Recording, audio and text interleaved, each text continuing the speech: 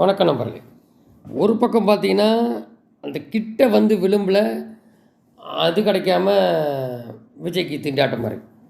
அங்கே full cheap west பெங்காலில் வந்து மம்தா வந்து ஆட்சி விட்டு இறங்க மாட்டேன் அப்படின்னா ஒன்றும் இல்லை, ரிசைன் பண்ண மாட்டேன் அப்படின்னா ஒன்றும் இல்லை. இப்போ 2 நாள் கழித்து அவங்க எப்போ அந்த பதவி ஏற்றாங்களோ அந்த டேட் முடிய போகுது. இன்றைக்கி 6னா 8ஆந்தேதி, ஆட்டோமேட்டிக்காக 9ஆந்தேதி இந்த ரவீந்திரநாத் தேசிய கீதம் இயற்றினவரோட பிறந்த நாள் அன்றைக்கி அவர் வங்காளத்துக்காரர் தான் அவர், இந்த ரவீந்திரநாத் ஜனகணமன.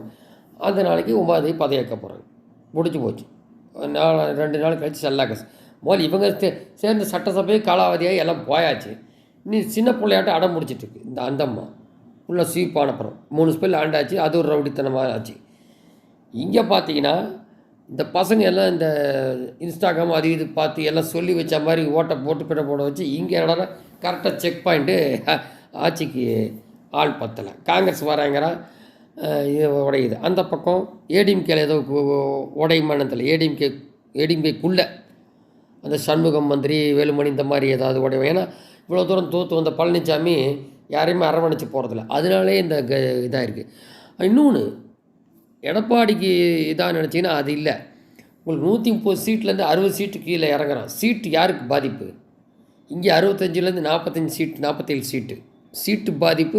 அதில் பர்சன்டேஜ் பார்த்தா டிஎம்கேக்கு தான். ஆனால் வெளியில் சொல்லும் போது தோற்றம் அப்படி சொல்லுவாங்க.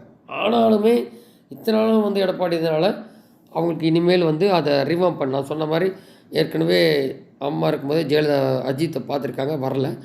அந்த எவ்வளோ சீக்கிரம் முடியும் அவங்க கொண்டு வந்தாங்கன்னா இந்த பக்கம் அண்ணாமலை யார் சேரில் கொண்டுறணும். ஏன்னா உங்களுக்கு இந்த வைப்ரண்ட் பொலிட்டிக்கல் நாலேஜில் பர்சன் வரணும். அது வந்து இங்கே வந்து இப்போ எதுவும் பேசுறதுக்கு இல்லை யாரையும். இப்போ ஒரு இதில் வந்திருக்கா அப்படி இவங்க ஆட்சியாளன்னு இவங்க ஒரு டவுன் பஸ்ஸுக்கு கொடுத்தாலே ஃப்ரீயில் 300 கோடிக்கு மேலே செலவாகுதுங்கிறான் மாதத்துக்கு. நம்ம இது பெண்கள் வந்து சகட்டு மணி தமிழ்நாட்டில் எங்கே வேணால் சர்வீஸ் பஸ்லாம் போய்க்கோன்னா அது எவ்வளோ கோடி வரும்? ஏற்கனவே அவன் சம்பளமும் பென்ஷனும் கிடைக்காம திண்டாடுற போக்குவரத்து படுலாஸில் இருக்குது. இது எப்படி இப்படி வாக்குறுதி கொடுத்தாங்க? வரமாட்டமாக வர்றேன்னு தெரிஞ்சு கொடுத்தாங்களா? ஒன்றுமே தெரில. ஆக்சுவலாக 65 சீட்டு காங்கிரஸ் தரதா இருந்தது முதல்ல.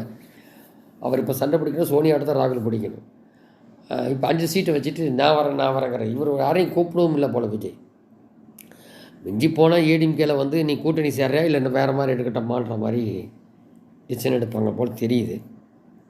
ஏதோ ஒன்று பண்ணி ஆட்சியில் இது பண்ணுறதுக்கு. ஸோ அப்படி இருக்குது நிலமை. இப்போவே இந்த திராவிட இந்த விஜய் கட்சியில் எனக்கு வந்து அந்த செஞ்சில் பாலாஜி பார்த்த சாராயத்தையும் மின்சாரத்தையும் கொடுக்குறான். இதெல்லாம் எதுக்கு? சம்பாதிக்கிறது தான் வழிவகுக்கும், வேறு என்ன பண்ணும்? இத்தனைக்கும் ஓட்டுக்கு